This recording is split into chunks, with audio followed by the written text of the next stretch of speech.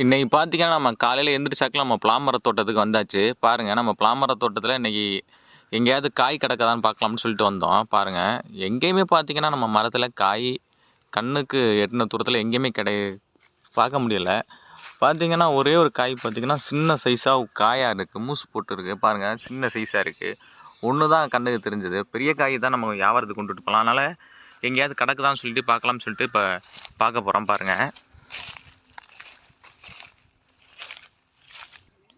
பார்த்தீங்கன்னா, நம்ம தோட்டத்தில மரத்தில நெறைய காய் பழுத்து கீழ விழுந்ததில பாருங்க, கும்மலா எவ்வளோ கன்னுகள் முளைச்சிருக்கும் பாருங்க. பழுத்து கீழ விழுந்த காயில உள்ள அந்த விதைகள்லாம் பாருங்க, எல்லாம் சீல்டு முளைச்சிருக்கு பாருங்க. எவ்வளோ கன்னு பாருங்க. எல்லாமே பலாக்கன்னு தான்.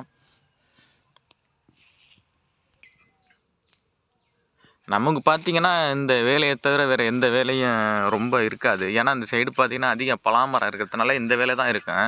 அதனால பார்த்தீங்கன்னா, இப்ப இன்னைக்கு காலைலேருந்து பார்த்தீங்கன்னா, ஒரு வேலையும் இல்ல. சரி, இன்னைக்கு ஏதாவது பழம் கிடக்குதான்னு பார்க்கலாம்னு சொல்லிட்டு தான் வந்தோம். பார்த்தீங்கன்னா, ரொம்பவும் தேடி பார்த்தேன். எங்கேயுமே ஒரு பழம் கூட இல்ல. ஏன்னா, பழம் ஏன் இல்லன்னு பார்த்தீங்கன்னா, இது காய் இங்க வந்து இப்ப வந்து சீசன் இல்ல. பலாக்காய் காய்க்கல.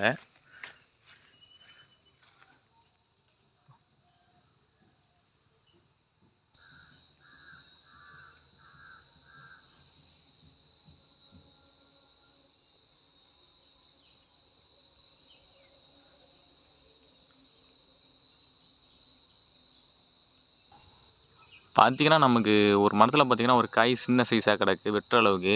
அதே மரத்தில பார்த்தீங்கன்னா, மேல பார்த்தீங்கன்னா, நெறைய காய் கிடக்கு. இன்னைக்கு பார்த்தீங்கன்னா, ஒரு காய் பார்த்தீங்கன்னா, ரொம்ப நாளா பார்க்கல. அதனால பார்த்தீங்கன்னா, ஒரு காயில பார்த்தீங்கன்னா, அணில் கடிச்சிருச்சு.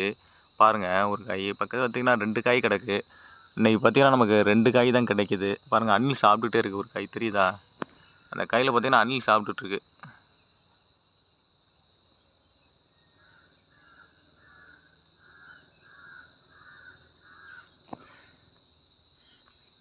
பார்த்தீங்கன்னா, இந்த மரத்தில இப்ப ஏற வேண்டியது தான். ஏறினா 2 காய் இன்னைக்கு வெட்டிடலாம். பாருங்க.